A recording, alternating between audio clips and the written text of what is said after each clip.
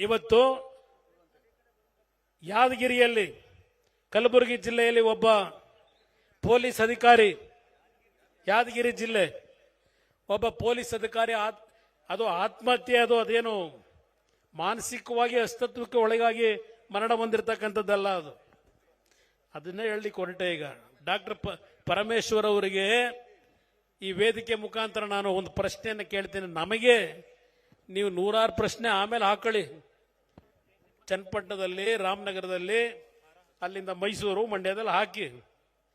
ನೀವು ಈ ಪ್ರಶ್ನೆ ಉತ್ತರ ಕೊಡ್ರಪ್ಪ ಪರಮೇಶ್ವರಣ್ಣ ಅವರೇ. ನೀವು ರಾಜ್ಯದ ಗೃಹ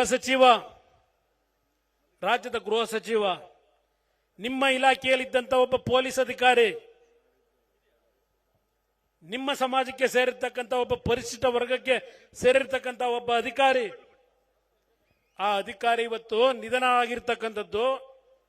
ಅವರ ಪತ್ನಿ ಹೇಳ್ತಾ ಇದ್ದಾರೆ, ಯಾವ 25 ಲಕ್ಷ ಲಂಚವನ್ನ ಕೇಳಿ ಹಣ ಕೊಡಲಿಲ್ಲ ಅಂತ ಹೇಳಿ ಹಿಂಸೆ ಕೊಟ್ಟು ಇವತ್ತು ನನ್ನ ಗಂಡ ಇವತ್ತು ಮರಣ ಹೊಂದಿದ್ದಾರೆ ಅಂತಕ್ಕಂಥದ್ದು. ಒಬ್ಬ ಪರಿಶಿಷ್ಟ ವರ್ಗದ ಹೆಣ್ಣು ಮಗಳು ಇವತ್ತು ಕಣ್ಣಲ್ಲಿ ನೀರನ್ನು ಹಾಕ್ತಾ ಇದ್ದಾರೆ. ಇದು ಪರಮೇಶ್ವರ್ ಅವರೇ, ಇದು ಸಿದ್ದರಾಮಯ್ಯನವರೇ, ನೀವು ಬಾಬಾ ಸಾಹೇಬ್ ಅಂಬೇಡ್ಕರ್ ಅವರಿಗೆ ಕೊಡ್ತಾ ಇರತಕ್ಕಂಥ ಗೌರವವನ್ನ ನಿಮ್ಮಿಂದ ನಾವು ಕಾಣಲಿಕ್ಕೆ ಸಾಧ್ಯವಾ? ಹಿಂದುಳಿದ ವರ್ಗದ ಸಂಘಟನೆಗಳಿಗೆ ನಾನು ಕೇಳಲಿಕ್ಕೆ ಬಯಸ್ತೇನೆ. ಇದೇ ಸಿದ್ದರಾಮಯ್ಯನವರು 2013-17 ಮುಖ್ಯಮಂತ್ರಿ, ಒಬ್ಬ ಕಲ್ಲಪ್ಪ ಅಂಡಿಬಾಗ್ ಅಂತ ಹೇಳಿ ಇದೇ ಸಿದ್ದರಾಮಯ್ಯನವರ ಸಮಾಜಕ್ಕೆ ಸೇರಿದಂತ ಒಬ್ಬ ಕುರುಬ ಸಮಾಜದ ಯುವಕ ಡಿವೈಎಸ್ಪಿ ಇವತ್ತು ರಾಜ್ಯದಲ್ಲಿ ಒಂದು ಉನ್ನತವಾದಂತಹ ಅಧಿಕಾರಿಯಾಗಿ ಬದುಕಿದ್ರೆ ಕೆಲಸ ಮಾಡತಕ್ಕಂಥ ಶಕ್ತಿ ಇತ್ತು ಆ ಅಮಾಯಕ ಪ್ರಾಮಾಣಿಕ ಯುವಕನಿಗೆ. ಯಾತಕ್ಕೆ ಆತ್ಮಹತ್ಯೆಗೆ ಶರಣಾದರು?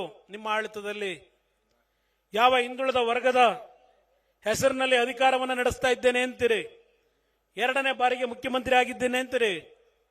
ನಿಮ್ಮ ಸಮಾಜದ ಒಬ್ಬ ಪ್ರಾಮಾಣಿಕ ಒಬ್ಬ ಪೊಲೀಸ್ ಅಧಿಕಾರಿಯನ್ನ ರಕ್ಷಣೆ ಕೊಡ್ಲಿಕ್ಕಾಗದೆ ಇರತಕ್ಕಂಥ ಸಿದ್ದರಾಮಯ್ಯನವರು ಇವತ್ತು ಹಿಂದುಳಿದ ವರ್ಗಕ್ಕೆ ನ್ಯಾಯ ಕೊಡ್ತಕ್ಕಂಥ, ರಕ್ಷಣೆ ಕೊಡ್ತಕ್ಕಂಥ ಶಕ್ತಿ ಅವರಲ್ಲಿ ಇದೆಯಾ?